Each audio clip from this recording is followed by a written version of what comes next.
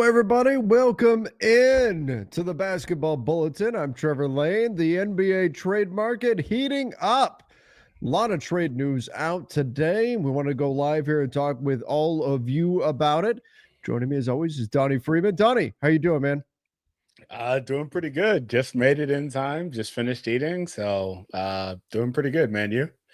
Hanging in there, hanging in there. Good to see things starting to pick up a little bit. I do think Trae Young could very well wind up being the first domino to fall on the trade market. It's sounding more and more like that's, likely to happen before we actually get to the February 5th trade deadline. And I think that could open up some other things around the market, some other stuff. When we look at like Anthony Davis, that could be a bit in the future here. But I think this is a really interesting trade market, the way it's shaping up. And I appreciate all of you coming in here. Somebody already saying if you do another 45-second description of Trae Young's defensive deficiencies, I might scream. He sucks at defense. Is that concise enough? Does that work? But Donnie, I'm happy to see the trade market starting to pick up a little bit. It doesn't mean that a bunch of big name pieces are going to be flying around, but Anthony Davis, Trae Young certainly seem more likely to move now. Some other players that could be on the way out, and I'm more optimistic about us getting significant activity before February 5th.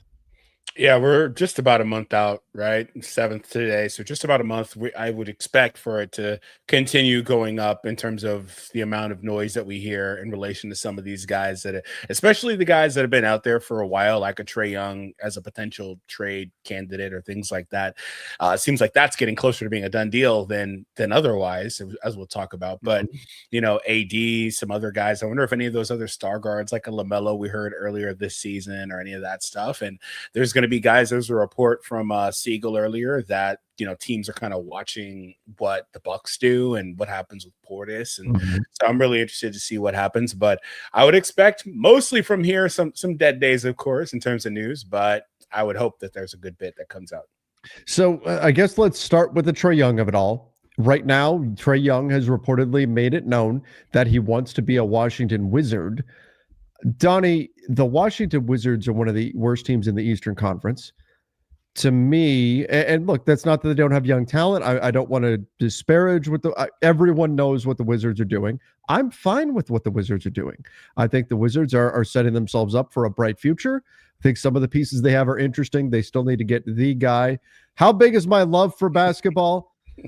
My wingspan is not long enough to show them. I spotlighted that while you were going there, just to say, I just got to say, like always, Trev is the hardest working person I know. This guy never stops. He comes home from a flight, hops on and does videos. He's like never stopping. Frankly, I don't know how your wife puts up with you, man. But I have no idea either. She is a saint. I know literally that from got my side too. Like it's tough, man, to juggle all that. So in all seriousness, I just want to say, I appreciate you for everything that you do in terms of the content, what you've done for the basketball space, the coverage, all that stuff. Seriously, I really do admire the work that you put out, man. Well, thank you, man. I do, and I appreciate you for stepping in on all the times when I am out, because I do try to carve out family time when I can. We just took a little trip, went down to Disneyland and did all those sorts of things, and you were here holding everything down. So definitely appreciate all of that. Yeah, I was just live on Lakers Collective, and you guys don't know this yet, but in about 5 minutes, a new front office show is going to drop as well. I did that today. Then we got the live play-by-play tonight in the post-game show for Never ends. It's a busy day. It never ends.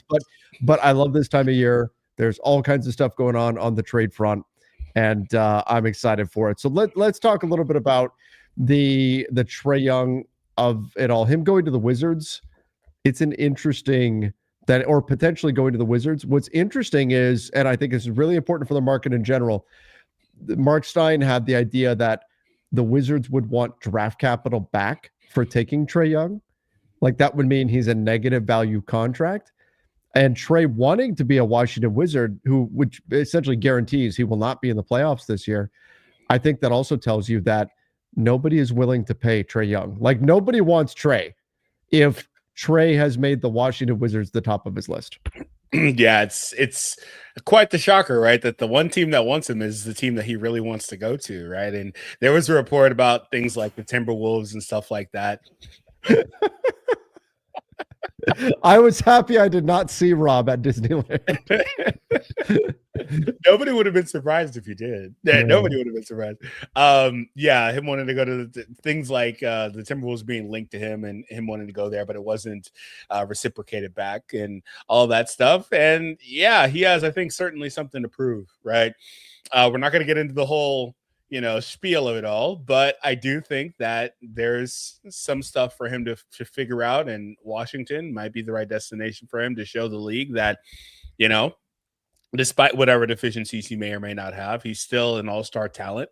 And I really like the pairing of him with Sarr, but I do wonder about the extension, right? Like, are they going to give him a max? What does that look like? I'm curious about that. Yeah, so this is why we're seeing Trae Young, Anthony Davis. This is now the challenge on the market for these guys. It's no longer a world where these guys all just automatically get max deals. Yeah. The guys who are getting maxed, and there's different versions of maxes. There's a 25% max, a 30% max, and a 35% max. Obviously, the 25% is much easier to handle than a 35%.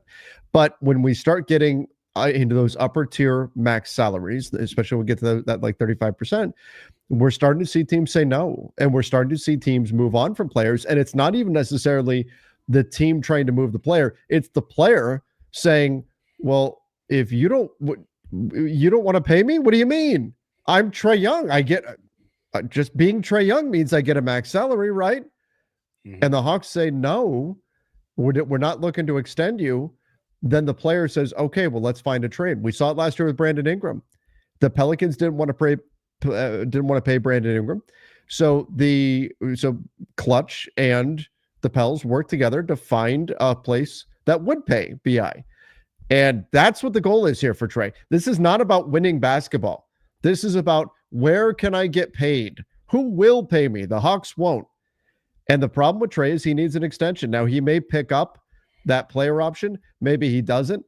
But if he picks it up, that's a pretty clear sign that nobody, even the Wizards, was willing to give him a max salary if he picks up that player option for next year. Yeah, I think that remains to be seen. We had a comment here saying that Trae is a salary dump, things like that. It is. Yeah, it just depends on if they're giving up a pick with Trae, like that would be interesting as well. But isn't CJ on the last year of his deal also? CJ McCollum, yeah, he is, but that would be expecting Trae to pick up the almost $49 million player option. Then he'd be a salary dump. Yeah, at that point. That's kind of, I don't know. I wonder about him if he doesn't just decline that and then re-up with the Wizards, because I don't think he's getting 45 anywhere. Frankly. It depends on what the Wizards are offering and how many years. Yeah. I could see a scenario where the Wizards try to flip Trae for more value later on. Like, if they can get him on a deal that is tradable, if they can get him, let's say you get him for 3 years, 90, 3 years, 100, something like that. Mm-hmm. And Trae plays well for them next season. Could they do what the Brooklyn Nets might do with Michael Porter Jr. this year and flip him, get value for taking him on, and then flip him for more value once they rehab his value? Maybe, but I don't think that regardless of how well he plays, the main concerns aren't really going anywhere. They're innate with him. He's too damn small. Like, it is what it is. So unless he's able to be transcendently good and take a leap into superstardom, I just don't see it happening.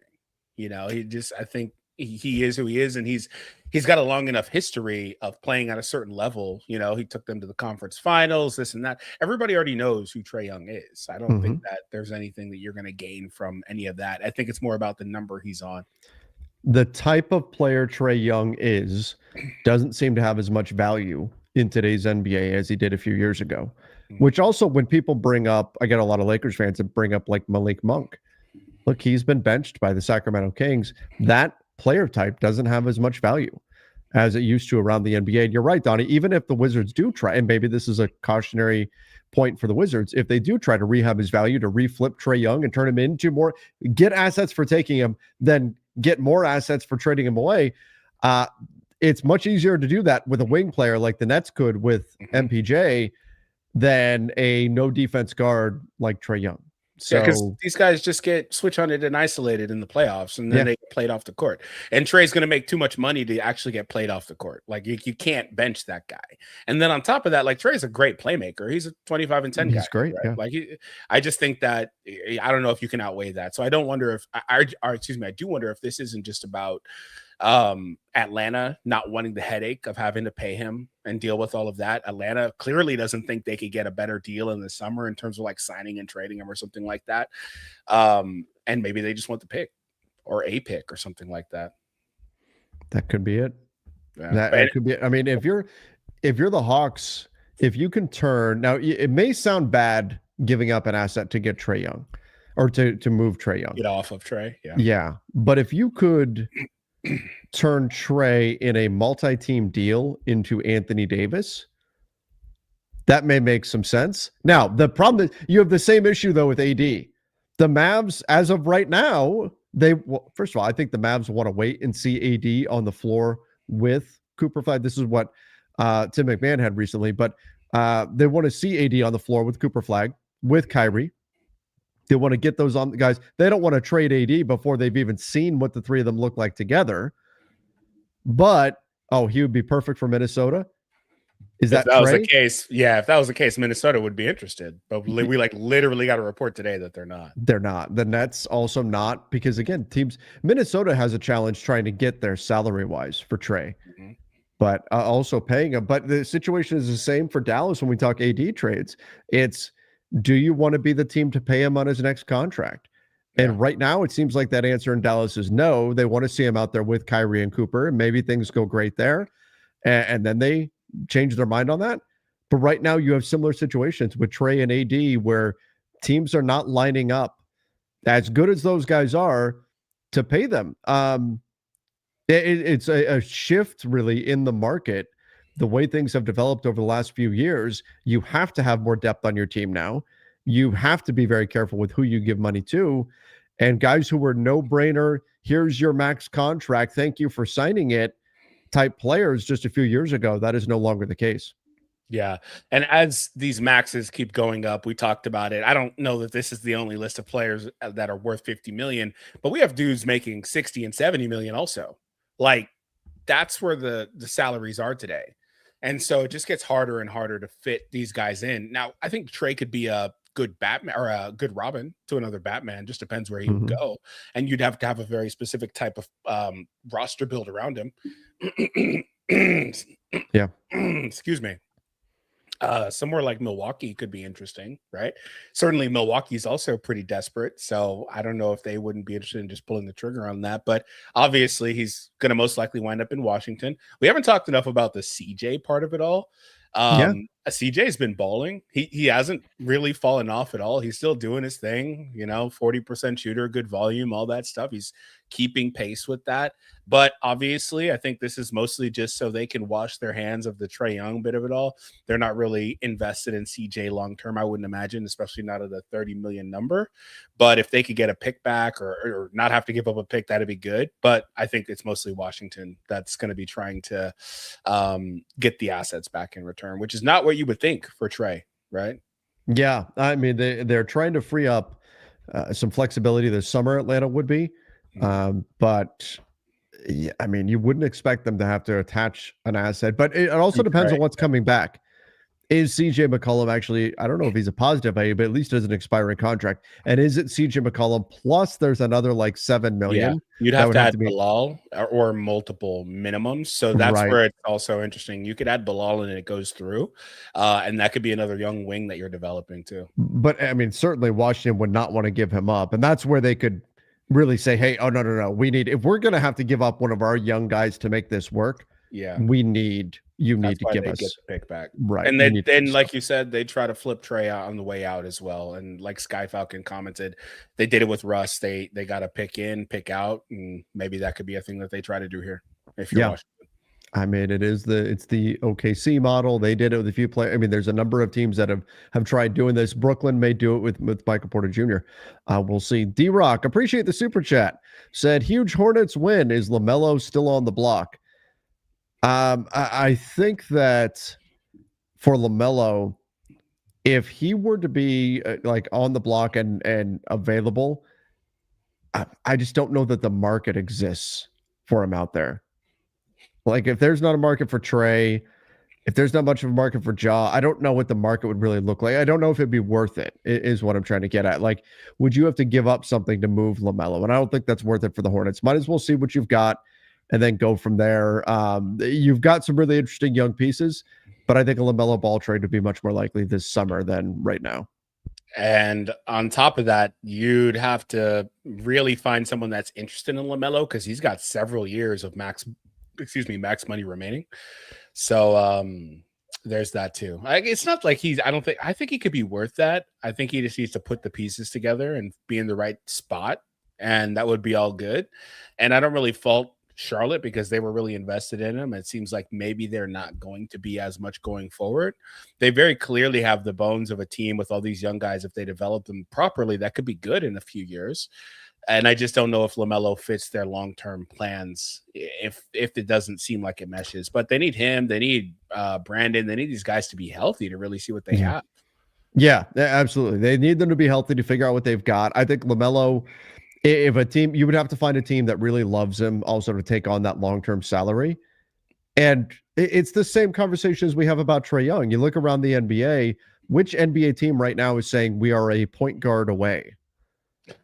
Right. And then of those teams that could say that, because there's a couple, right? We talk about Minnesota, we could talk about Houston, of those teams that could say, man, we could really use a point guard.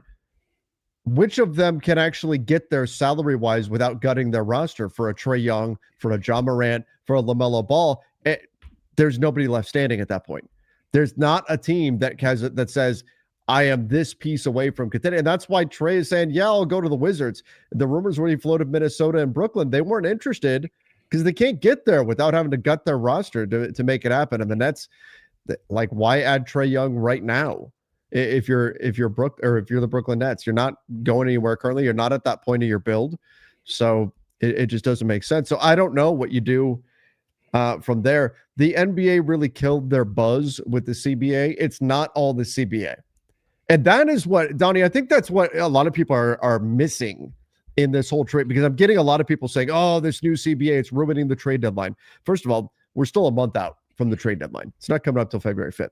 But I think what we're missing in this conversation about the trade front and why there hasn't been activity, it's not just the apron system that's causing concerns. It's not just, well, teams are being more responsible in who they give max salaries to in that type of situation. That alone is not creating hesitation when it comes to the trade market.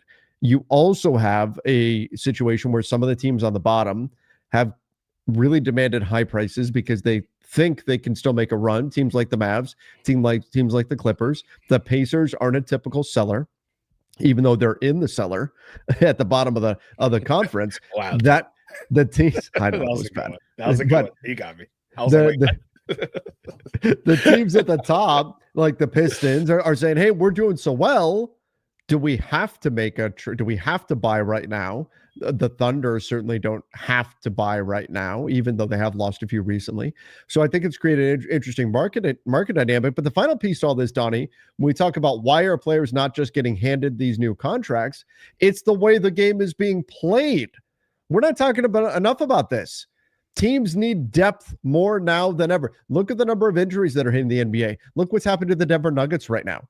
Look at how many players are getting hurt. Look at all the calf injuries all season. And that's because, in part, of the increased pace of the game.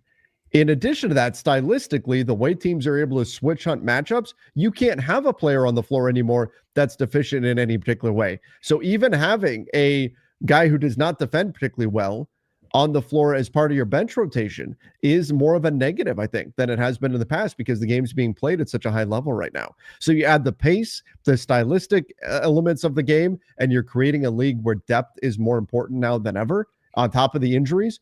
And so because of all of that, that changes your trade market as well, and changes player value and makes teams more reluctant to take on any big salaries for a guy that isn't necessarily going to do true superstar heavy lifting. It's the way the game's being played that's also creating hesitation in the market, because teams are not wanting to give up their depth. They're not wanting to sell into this market. And teams that don't have that are looking to buy it, but having a hard time finding players to add. Yeah, I agree with you. And I wanted to just expand on your first point there. Mavs not winning a championship. And the thing is that that's not the bar for all these teams, not immediately anyway. Obviously, they want to ultimately get there, but there are phases and all that you have to go through.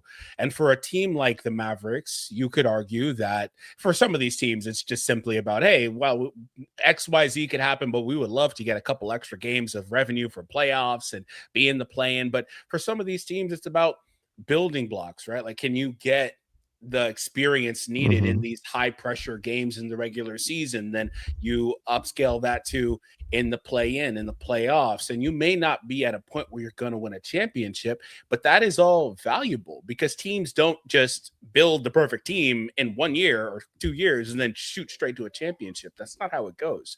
There's typically a process to this stuff, and you've got to go through that process and get the right pieces in. That means that if you're a team like New Orleans, hypothetically, you probably don't want to trade your wings. You need to get these guys and put them around your fears, your DQ. You want to put these guys around so you can start getting the building blocks in place to be a team that could try to eventually make your way towards a championship.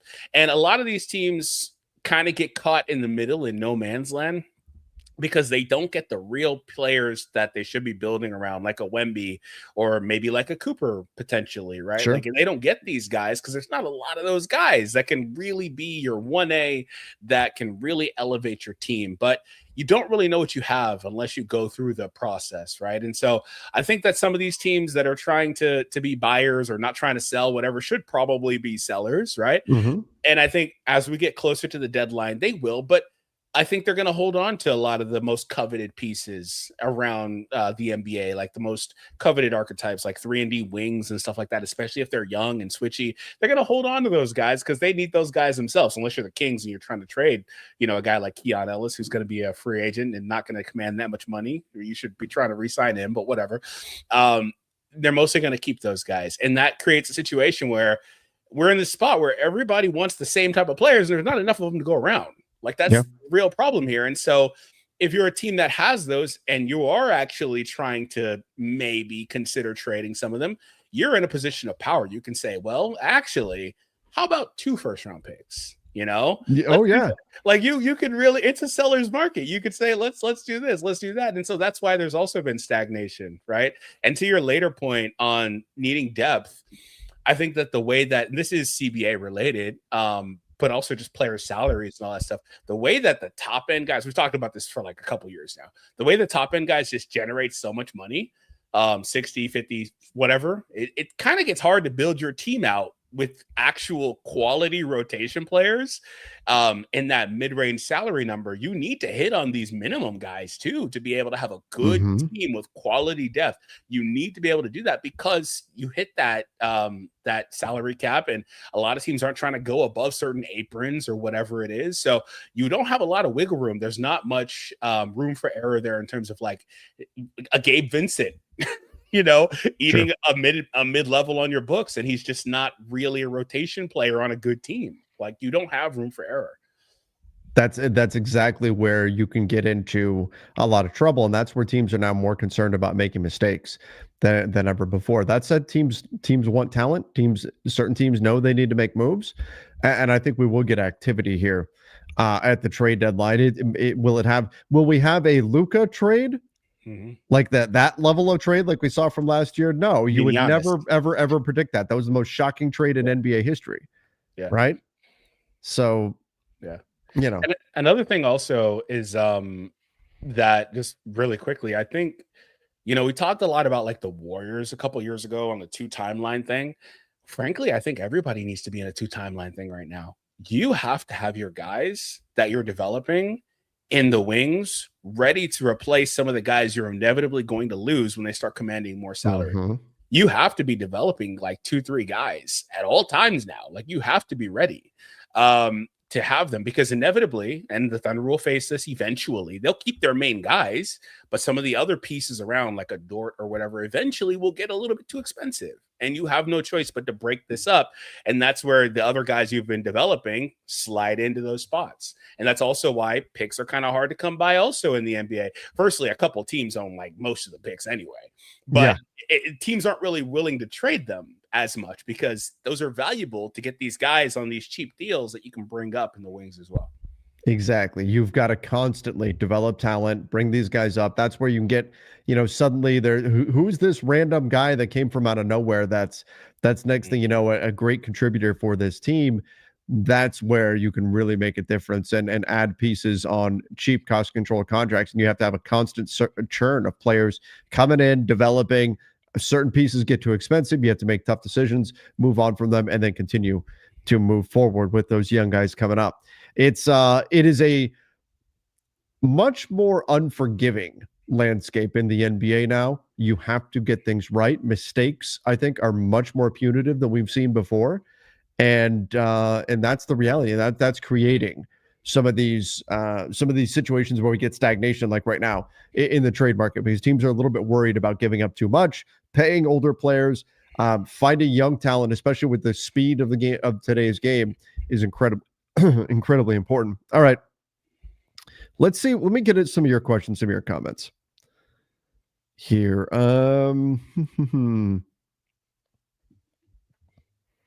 Here's one. Okay. Very hard to do what the Lakers do that doesn't affect next year's cap. At the minimum, mix things up in here. Trade 1-year deals for 1-year deals, something like an impact player like Norman Powell. I think Norman Powell is not what the Lakers need. He'd be a hell of a shooter on the side, though. Sure. Yeah. I mean, to bring it off the bench, no question. Hell of a shooter.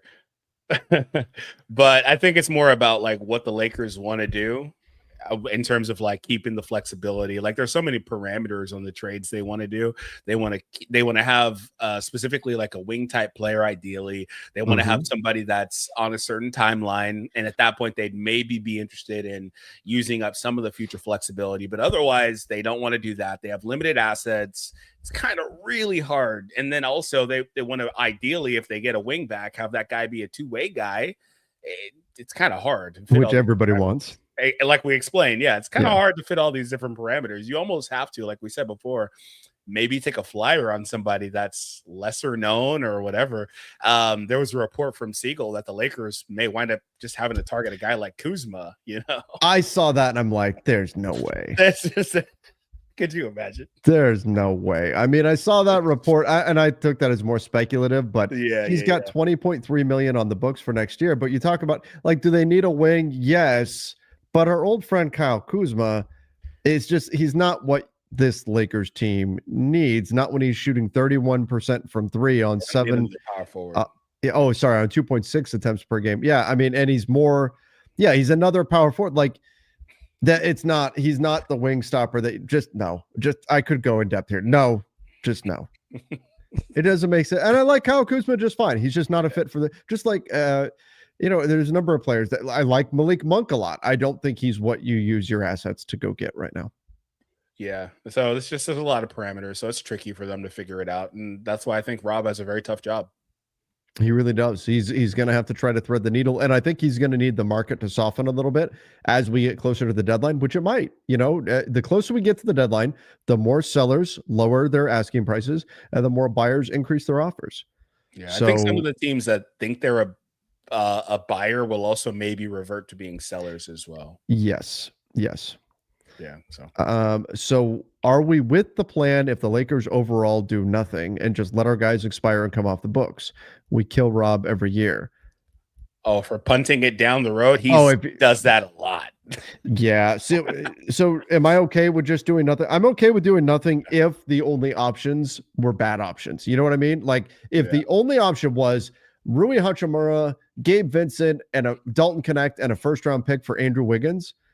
I like Andrew Wiggins a lot. I wouldn't pay that much to get him. Okay, I get it, right? I get it. But adapt and overcome. You've got to find a way. You got to figure out a way to add some pieces to this team. You have a 27-year-old Luka. You're ready to go win right now. You got to go get something done. And you got to find it. It's a very difficult market to do it in. Yeah. But in my opinion, you need to do something out there. Now, again, At the same time, the Lakers are not in a position where they can say, well, sure, I guess we'll toss in an extra asset, because they don't have those. Yeah. They don't have those. So, like we said, it's a tough spot to be in.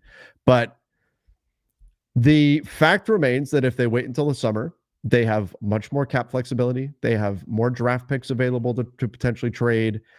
There's a lot more they can do. But I still think you need to give this team some kind of a puncher's chance. And that means adding some type of wing talent to this group. And maybe it's not a starter. Maybe it's not. And that may be okay. But you got to find a way to make some moves here and switch things up a little bit, especially just when we've seen they've been crushed by injuries all year long. And we've seen few years, it just never ends. Last few years, they've had, if not the most different lineups, but like right at the top. And we've seen the lack of depth for this team. We've seen Nick Smith Jr.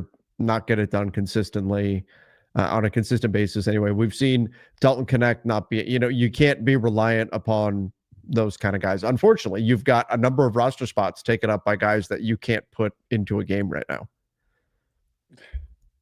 Just Jay Rich is going in on Rob. Tell Rob it's like a garage sale because he likes buying at other people's liquidation sales. Oh my gosh. But yeah, I think Rob has done this thing the last few years also where he's like, well, there wasn't really anything. We get all these reports. Oh, there wasn't really anything out there, but in the summer, we'll have XYZ. You can't always kick the can down the road. Yeah, he's done some good trades. Like I sure. mean, I don't like what became of it, but DFS was a good trade at the time. Mm-hmm. Rui was a very good trade. Like he's done some trades. It's just he's also very much been willing to punt too. Like if there's nothing there, he's like, I'm punting. I'm not doing anything. And I think sometimes he's lacked creativity as well with some of the deals that he could have maybe material. Like we don't know all the ins and outs of it, but I feel like maybe there were ideas or opportunities for him to get in on certain deals or maybe materialize something that he didn't. He turned Thomas Bryant into 3 second-round picks. Like that was great. Another good trade. Like these, but those trades are like among their greatest hits, though. I mean, aside from the Luka one, like that one is just in its own. We don't really like it's its own thing. Like it's like one of the greatest trades ever, technically. So he has to get some credit for that. But aside from that one, like the other, like the ones we've mentioned are the most notable trades that we've seen from Rob, I believe. So we have to. When we're looking at this trade deadline, there's no trade is better than a bad trade. Like not making a trade is better than making a bad trade, but this is the job. And part of your summer, if you're the Lakers, part of your summer was about maintaining the flexibility to make the midseason trade once you got a sense of what you need and what you don't need. We know what they need. It's the same thing we thought they needed over the summer, and that's perimeter defense, athleticism. The question is now, can you follow through and find the trade out there in a very difficult market? But that's the job. Yep, I agree with you. Hopefully he can get it done. Speaking of some teams that could use some trades really quick, what's going on with Cleveland? They're just floundering, 6-4, really missing Ty Jerome. He's not been healthy anyway, but they look like they're missing an element. They've struggled to stay healthy. They look like they could probably use they've had a bunch of injuries. Yeah, they look, and maybe this isn't just who they are, but they definitely fell off of what they were last year. They look like they could use a couple trades there. Yeah, so Cleveland, I think, is in a spot where, yes, they've not played as well as they hope to. But if I am the Cavs, I'm not like everybody is kind of waiting for the Cavs to say, okay, we're too expensive. They're the only team right now that is in the second apron in the entire league. They have a loss to the Pistons. They lost to the Rockets. They lost to the Knicks recently, but they also have wins over the Nuggets, wins over the Suns, wins over the Spurs. If I am Cleveland, I know they're not where they want to be. I'm not blowing this up right now. If it falls short this year, this summer, I'm taking a sledgehammer to it and somebody is getting moved out. Whether that's Jared Allen, whether that's Darius Garland, maybe both, could be DeAndre Hunter. This summer, if they fall short again, I'm saying, we're not going to be a second apron team. $22 million over the second apron and be okay with that. $17.9 million over the second apron next season. They're not going to be okay with that. This summer, you start to renovate here and you tear some things down. Until then, I'm looking at the East if I'm the Cavs, and I'm saying, why not us? I know the year hasn't gone according to plan, but last year we were awesome all season, and then we got to the playoffs and we tripped up, right? We wound up going out early. This year, why can't they be the team that peaks in the postseason? Look at the East. Is there anybody the Cavs should be terrified of in the East? I know there's 7 games back in Detroit. I know that Detroit is very, very good, but I don't see the East as having anybody that the Cavs should say there's just no way in hell we're beating that team. I'm keeping this together, especially because what can you do anyway on the market right now? You could trade one player by himself. That's it. You can't aggregate salaries or anything like that. You might as well keep it together and find out what you can do this year in the playoffs. If it doesn't work, fine. Tear it down. Yeah, I think that for them, it may be best if they just split up that backcourt, because either way, we talk about Trae. I think that having 2 entry, I've always felt this way. Having 2 entry points that you can kind of target on defense is just not great. Both of those guys are smaller guards. I think you could do it with one, but especially if it's Don, I think you could do that, but I don't think you can have both, right? I think that you need to split those guys up, and I think that they should probably try to skew more towards building around Mitchell and Mobley, but I also think they need Mobley to take another step forward and get his shot back for one, but turn into more of a superstar level player. I think they really need him to be like a 23-10 guy or 23-8-5 guy. I think they'd really like that. He seems to have stagnated statistically, but I think a lot of players on this team have. A guy like Hunter is a 40% shooter over the last few years, and he's at 31 this year. I think several guys really struggled this season, and they look like some of those Utah Jazz teams where it's like, if Donovan doesn't have a great game, they're just not going to win. And that's not where you want to be. No, and it's certainly not where they were last year. And I think the injuries have been a factor. Last year, their offense was clicking. They were fantastic on that end of the floor. They just ping, ping, ping, move the ball around, open shooter, boom. They were fantastic there. But they've not been that yet. I'm not pulling the plug on it just yet if I'm the Cavs, unless I get some overwhelming offer. But this summer, if it doesn't work out, sure, you move on from some guys and do something there. I do agree that the backcourt is a real concern. But again, assuming you're not getting... Now, if somebody says, hey, we'll give you great value, okay, then maybe that's a different conversation. But I just don't. Yeah, for Garland. Yeah, it's all those guys that are just they could be a good passer, they could be a good playmaker, shooter, whatever it is. But I just feel like the NBA is kind of trending away from that type of player. Yeah, I mean, if the Magic call up the Cavs and say, we'll give you Suggs, who's dealing with an injury right now, but we'll give you Suggs for Garland. I'm taking that. Right. Yeah. Like that's, but I'm assuming those kinds of, hey, this is a great fit type of offers not there. Yeah. Right. Let's assume that's not there. In lieu of something like that being available, I'm not forcing anything if I'm Cleveland. Yeah. With that logic, should we have blown the Lakers up and rebuilt them around Luka or pre-Luka even? You mean exactly what they're doing? That's why I pulled this up. That's literally what they're about to do this summer. Half the roster is free agents. Yep. That's what they're just wait. Just be patient. Yeah. That's exactly what they're doing right now. They're but it's just not happening in an instant. Yeah. And also Luka's not a 6-foot guard. For everything they say about him, his defense and stuff like that, Luka has been able to show that he can fit into a good defensive scheme. The Mavs were a great defensive team the year they went to the finals.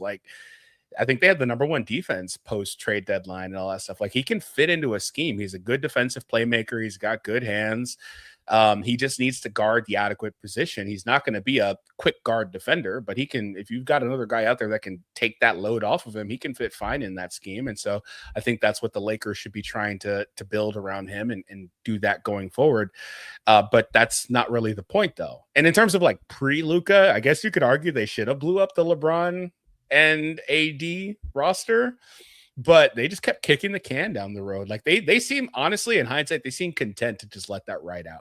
They really just did, in my opinion. They seem content to just let it ride out for better or worse. And I feel like if they had invested a couple more trades into that team, maybe they could have had something there. They gave them that after the Rush trade, they were very scared of making deals. It feels like they gave them that one trade. They had a good year and they just were like, oh, whatever. But yeah, I guess you could maybe make that argument, but they were just, I think, just going to write it out. I think really, really the interesting timeline is the situation where they've got AD still on this contract, and the way we were talking about AD this year for health or otherwise, but the way we're talking about like long-term AD, that would have been yeesh, what are they doing in that situation? We'd be having the conversation. What do you do about Anthony Davis extension this summer? Yeah, like that's like, because LeBron, regardless, he's coming off the books, he's about to retire this year, next year, whatever. AD, you'd have to invest in him. Like you can't. I don't know if they trade him or what, but they'd have to figure something out there, right? They would have to. Yeah, they would have to figure. They would have to decide: do we want to build this team in the future around AD? And if not, you trade him and you trigger a full, long-term rebuild. Yeah, that's what you would have to do. All right, let's take a look at a few other these questions, comments, all of that. The Pacers have last year saying, "Why not us?" Yeah. That's certainly a factor too. Yeah, I mean the Pacers and the Knicks. Like we thought the whole season that it was a lock that it was Cavs Celtics in the East Finals, and neither made it. Yeah, anything can happen. You never know. Like that's why you play the games, right? That's what we've said all along about teams like the Thunder, where it looks like it's a foregone conclusion, but you just never know. Anything could happen. They could collapse. Anybody could get injured, like the right matchups. Like you just never know. That's why you have to play out the season. And we could have entirely different matchups, just like we did last year. But yeah, the Pacers are a good example and blueprint for a team that if they feel like they're close, why not try to go for it? You never know what happens.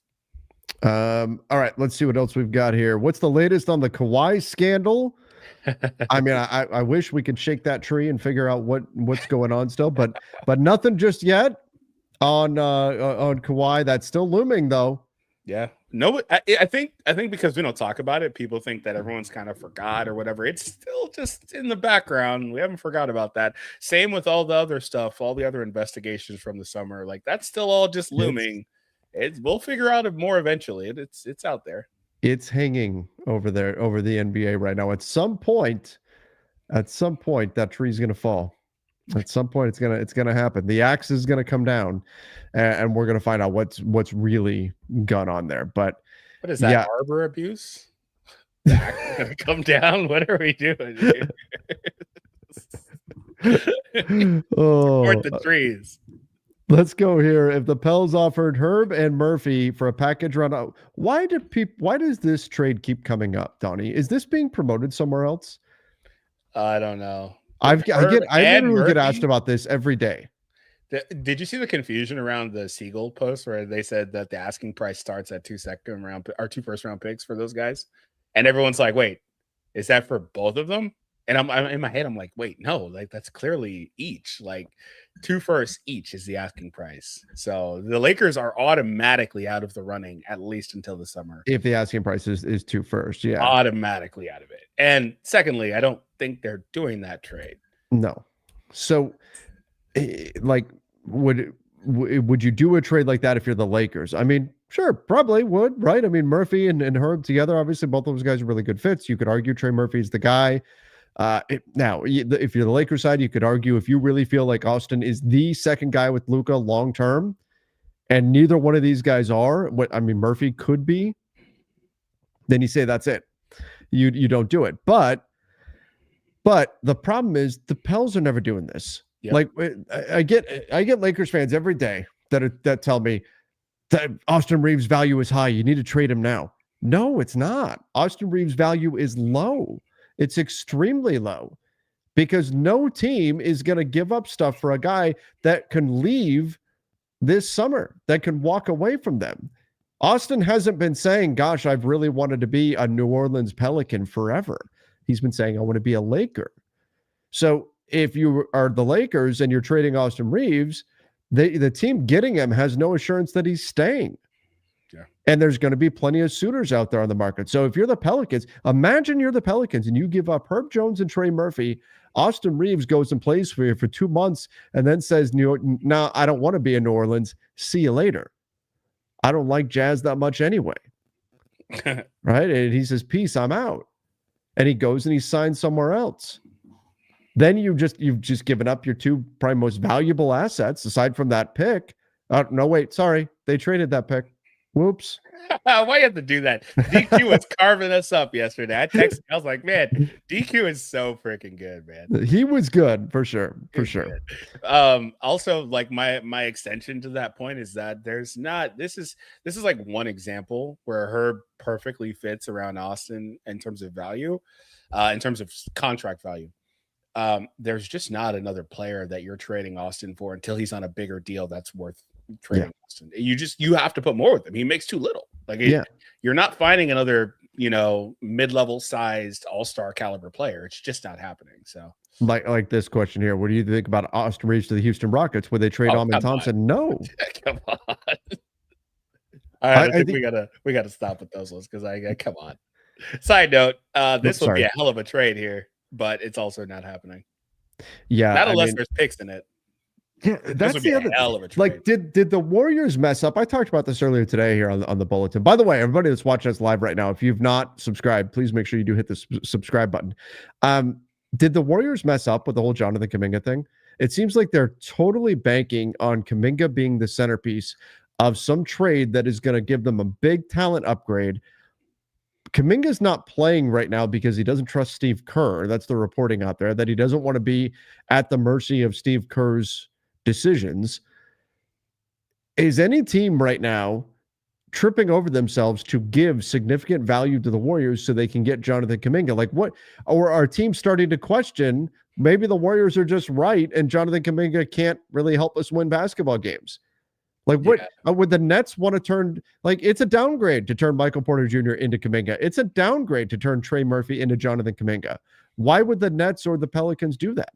Yeah, you have to be adding in significant capital, I think, alongside him.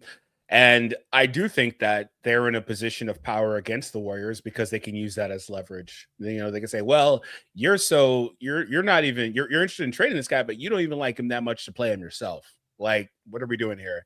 But everybody knows, like we said before, who Kuminga is mostly as a player, and they know he's got potential, this and that. And so if you're trading for him, you're going to lock him up on a long term. You're going to build with him as a part of your core going forward. So ideally, it's obviously a young team that can grow together.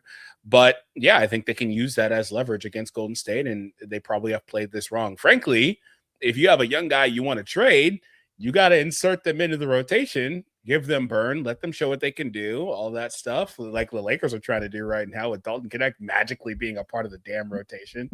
That's not a coincidence, right? A month before. No, but it's not. I don't think he's improving his trade value at all.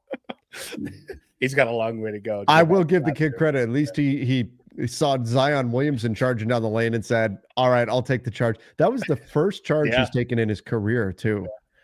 Oh, the one where he almost, like, it was almost like they challenged it and all that stuff. They challenged it. It still wound up being a charge. So he took the foul, but then he also had 2 touch fouls on and ones. That was just, maddening stuff. Like JJ Redick is going to be completely gray. Yeah. If they don't connect at the trade deadline.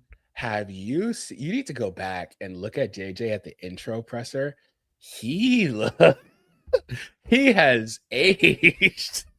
He is stressed the hell out, man. I think we all have this season, and they've actually had a good season. They're winning. No, for 2 years, like he's so emotional. He is stressed the hell out. He looks like a different person. Like he's aged like 5 years. But yeah, like I think the Warriors, back to them, they may have played this wrong, but I guess time will tell. I think there's also still, like we've said all along, every time we talk about this, there's also still this timeline where nothing materializes and they're awkwardly looking at each other like, well, what are we doing here? I really think, like, let's look at the Warriors. If you are like, all right, so Kuminga signed this contract, $24.3 million for next season, right? That's a team option. Signed it, and the word immediately was, we expect this to be ripped up next summer, and we're going to sign a new deal, right? That was in Shams Charania's initial tweet about the contract getting done. Now, if I'm Jonathan Kuminga, I'm praying they do pick up the team option because I don't think anybody's giving him that. Unless teams really, I don't know if I buy that teams are really convinced that the Warriors just can't seem to use him right and that on their team, he's going to be so much better. Like, what team aside from maybe Sacramento, says, yeah, Jonathan Kuminga, come on down, and we want to pay you $100 million over even 4 years, but $100 million for 3 years or whatever Kuminga was hoping to get. I just don't see it. I like how you had to throw Sacramento under the bus because they're rumored to be the team that is still super interested in. But if you go back to the summer, he was linked to teams like the Bulls. He was linked to what's it called? Detroit, or not Detroit, excuse me, Brooklyn. He was linked to a couple other teams as well, and Sacramento seems to be the only team that still is linked to him in any meaningful way. So I don't know that there is another team. You know, this is the team. This is the fantasy football owner in your league that drafts 2 tight ends and then says, "Oh, I'm just going to trade one of them," and then the rest of the league doesn't do it, and they're stuck with 2 tight ends sitting on their roster. Yeah. That's what the Warriors did, right? They said, "Well, we'll pay him," and then somebody's going to trade for him, but the rest of the league knows they have to trade him. Mm-hmm. I still think he moves. I just don't see, like, the Warriors have been thinking he's going to be the centerpiece. I just don't see it happening. Yeah. Do you think? I think you could get off Kuminga, but for the players they want, you are going to have to give up those 27, 28, 29 range picks. Do you think they're interested in doing that? I don't know which ones they have off the top of my head available, but they'd have to give up the picks in those years. If they're getting something they think is really going to help them contend, then, like, if it's Trey Murphy, I would do it for Trey Murphy. Yeah. He could be another building block also going forward. Mm-hmm. But I mean, they're going to blow this team up in a couple years. Also, what's going on with Draymond? They've been better without him this year. There could be some muddiness and plus minus per usual. Mm-hmm. And there's also been drama with Draymond yet again, like always. But I wonder if there's not something they need to materialize there as well.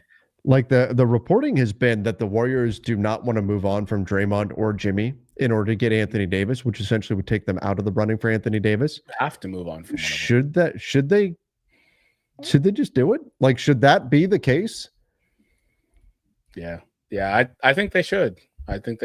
If you're serious about trying to win this year or next year, I think you need a very meaningful talent upgrade. And I think that means you may have to take a chance despite AD's health concerns. I think that would make them significantly better because you're taking a guy like Kuminga who you're not playing.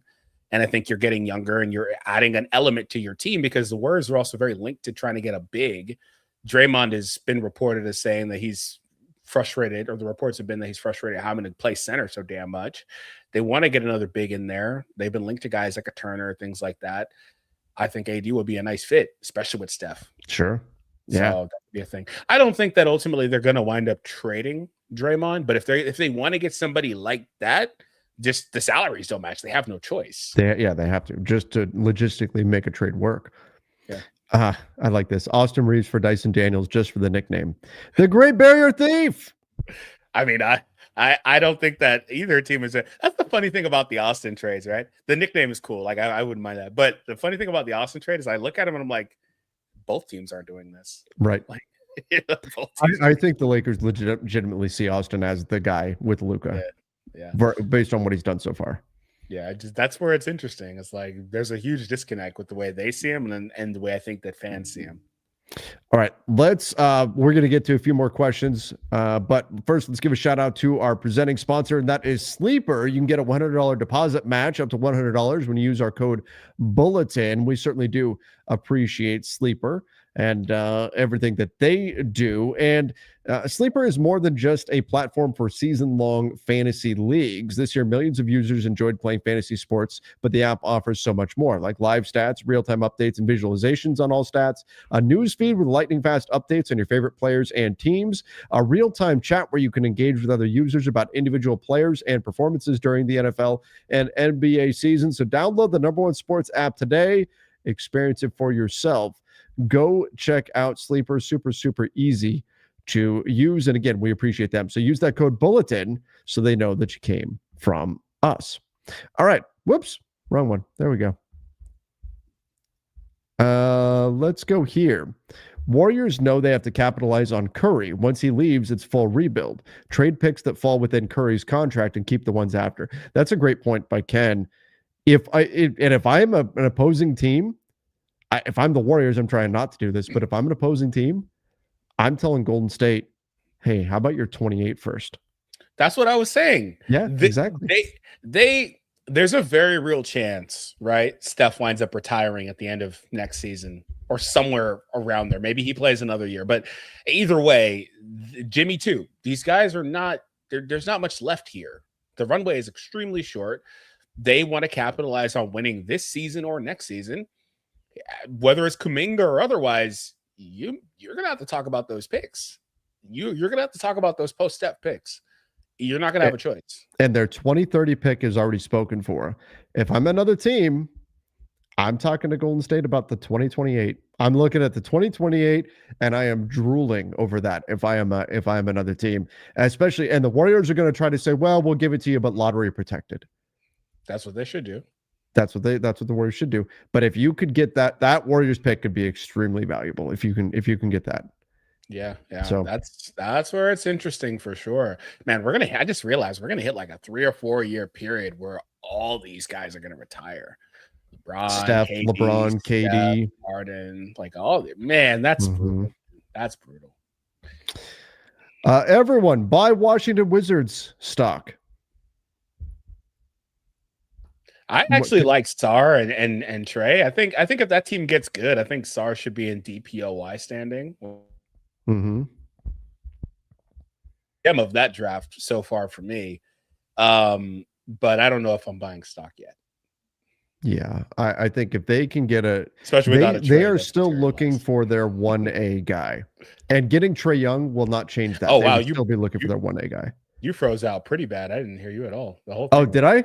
Yeah, I thought you froze. Well, somebody froze. Well, somebody froze. I didn't hear what you were saying. Anyway, I said I think the Wizards are still looking for their 1A guy, and I don't think that getting Trae would change that. Yeah, I think Trae is a Robin ultimately, and I think for your 1A guy, you need a big or a wing. I think you need that ideally. They needed to get Trae to San Antonio. I mean, Rich was trying that back when he was trying. He was trying hard to get to that. Would have been nice. I think there were a lot of guards that were eyeing the San Antonio job and thinking, that would be nice. Trae in San Antonio would change so much about his career, because right now, I don't know where you put him. That really makes sense. Yeah, we've talked about that a lot. Yeah. What do you think about Sar? I don't know if that got picked up or not, but what do you think about him? Oh, I think he's fine. I think he's a piece. I don't think he's your is he the guy that you're building around? No, I don't think so. But I think he can do some good things for the Wizards out there and be an important piece for them, moving forward. I think he could. Did it get picked up where I said he could be a DPOY guy when he's on a good team? I think he's in running for that. You think he can be that good? Yeah, I mean, look at his statistics. He's getting 2.3 blocks and a damn near a steal already. Why That's not? True. 2.4 blocks per game. Yeah, I guess I was the one that froze out. I was saying I think he's very clearly the gem of that draft so far. Unless I'm forgetting about somebody, but he's been quite good. He's been able to show the 3-ball this year too. I guess I look at it this way: like Sar is not, as long as Victor Wembanyama is breathing. Alex Sar is not going to win a deep point. But I forgot about that. That said, Wemby also gets hurt quite a bit, and so he could be ineligible due to the 65 game rule. Freaking Wemby is just trying to monopolize everything. Yeah. He's going to try to monopolize all the awards. Yeah, he does have serious health concerns, but Wemby is going to be, man, if he's able to stay healthy, nobody's winning anything. He's going to win it all. Trae to San Antonio wasn't an option. Spurs didn't want him. Oh, yeah. No, I'm saying from Trae's perspective. Yeah. That would have been the best thing, not from the perspective. Rich was trying hard, but he ultimately got one of his guards there. Got Fox. He made it work, Somebody asked, are the Wizards, going to pay him? I don't see the Wizards paying him like big money.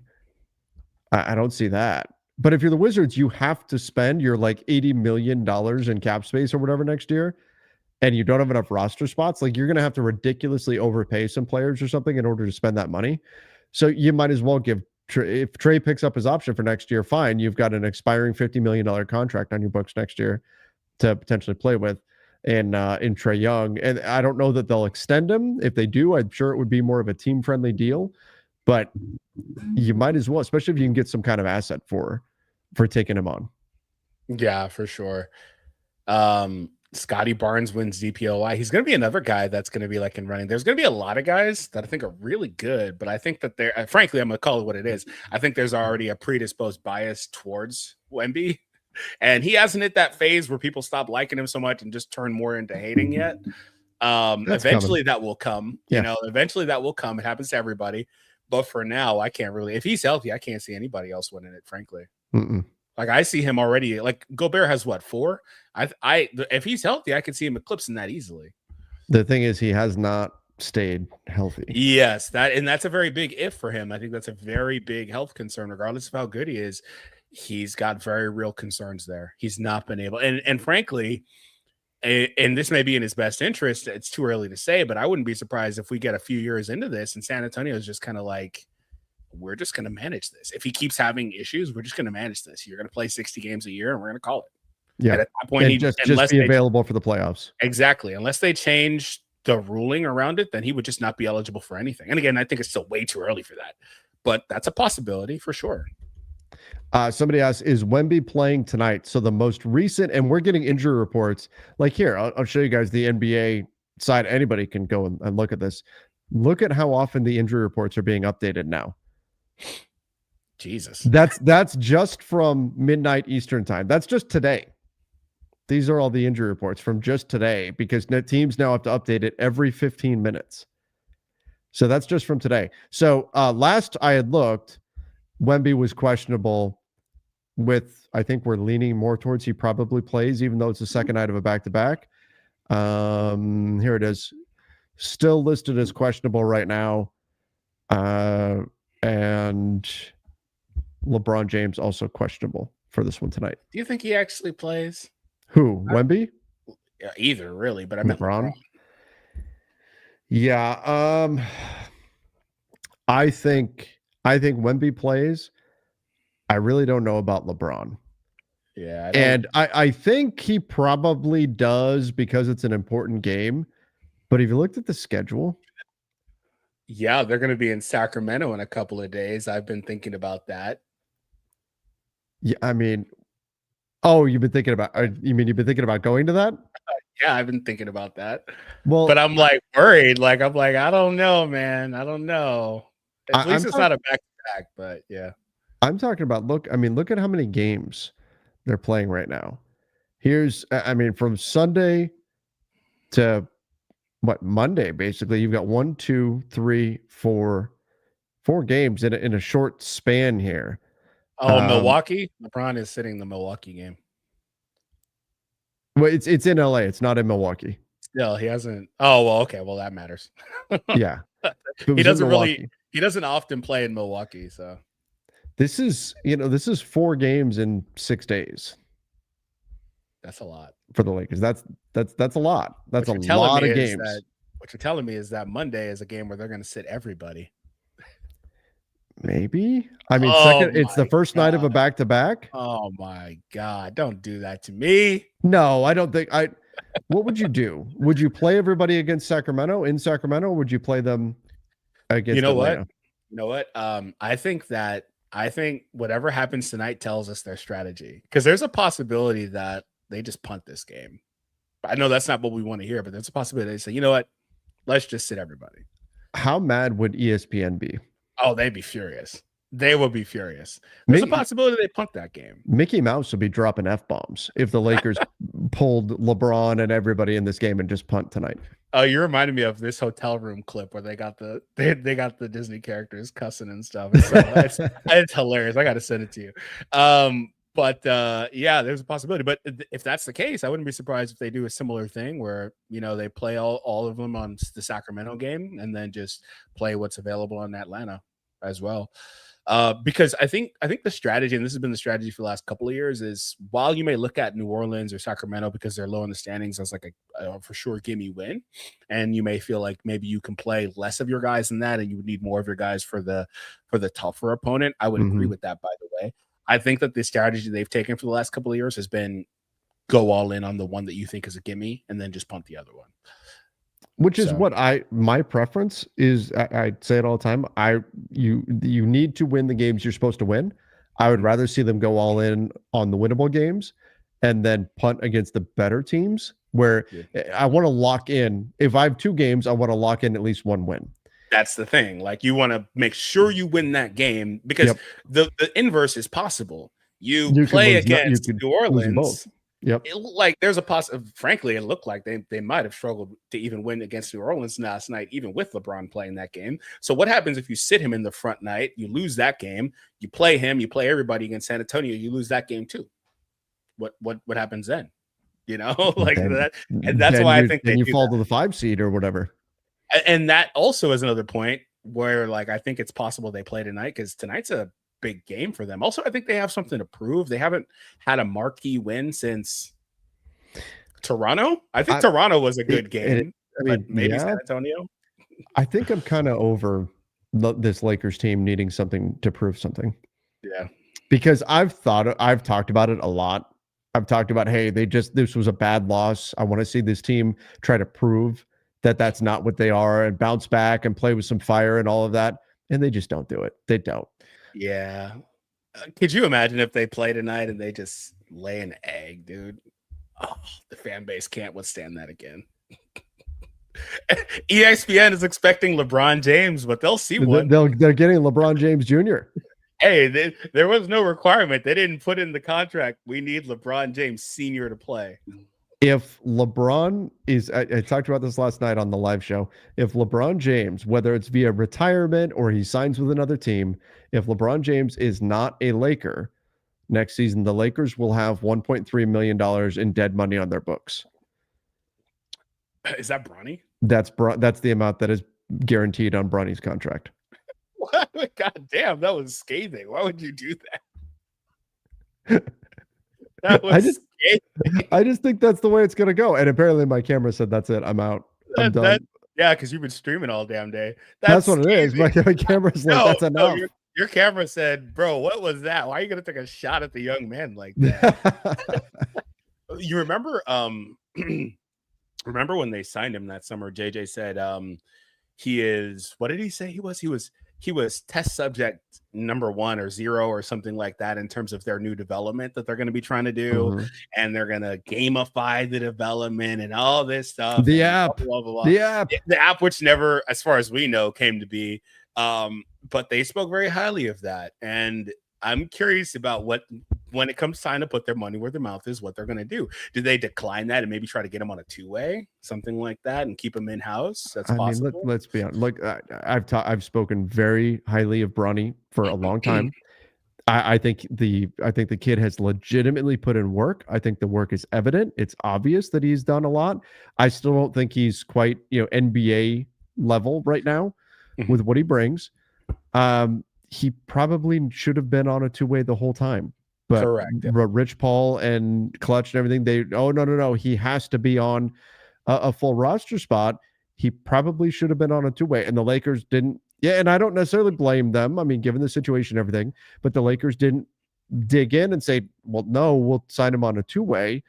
I don't care about the 55th pick, but I think they have, when we look at this Lakers roster and we're going, man, why is Dalton Knecht getting minutes right now? Why is Nick Smith getting minutes right now? Because you've got guys taking up roster spots that you can't play right now. And that includes Bronny. And he's not, again, he has seriously worked. He is not that far off, but he's obviously not ready enough to be a night in, night out player. So I do think if LeBron is not on this roster next year, you need the roster spot. They're going to have 1.2 million and 1.3, I think. Let me see. 1.25 million in dead money sitting on their books next year. So 2 things really quick. Firstly, what if LeBron is back? Secondly, then Bronny is too. Yeah. Secondly, Bronny, to me, he kind of profiles like a guy like a Scottie Pippen, where like in a couple years, I can really see him coming on and being good. He's got the physical tools. He's got the feel for the game.